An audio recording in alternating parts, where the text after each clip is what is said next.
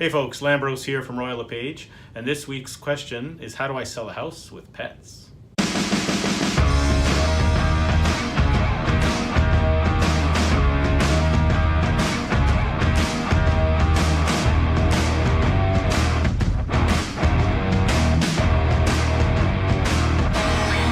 This topic is very close to my heart.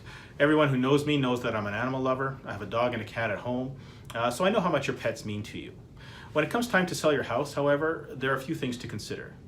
The first is pet odors.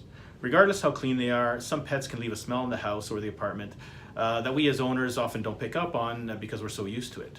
A buyer walking into the house for the first time, however, may pick up on it right away and be turned off. And we don't want to turn away any potential buyers. So keeping your house super clean is number one. What this means is you have to vacuum every day to pick up any pet hairs.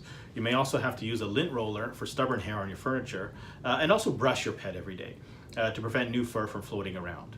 For cats, make sure their litter box is cleaned every time you leave the house or immediately before a showing.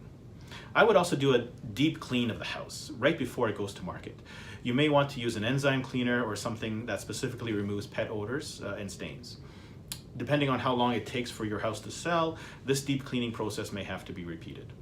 And finally, use an odor eliminating spray, especially where Sparky and Kitty hang out the most often. The other thing to keep in mind is that not everybody loves pets as much as you do or I do. They may be allergic to pets or afraid of dogs, etc. So again, we don't want to turn away any potential buyers, so it's best if your pet is not visible. This applies more to dogs because a cat may hide anyway when a stranger comes into the house, and they're also not as threatening to a buyer. So what do we do with Rover? Well, I do not recommend kennels because they can be quite costly and also can be very stressful for animals. They're away from you in a strange environment and sometimes locked up in a crate for hours. So only do that as a last resort, if at all. The other thing I do not recommend is keeping Fido in the backyard.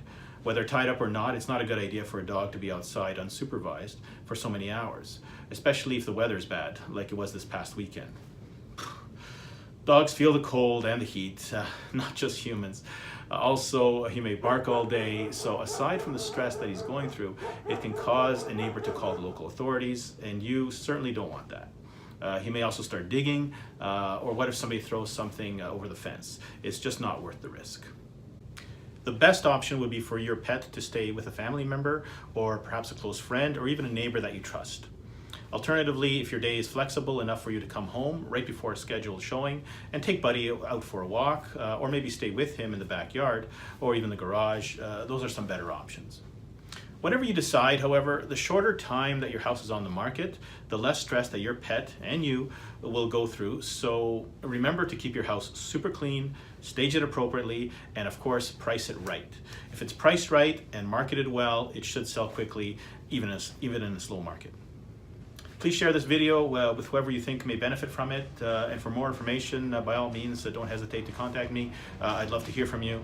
Thank you and have a great day.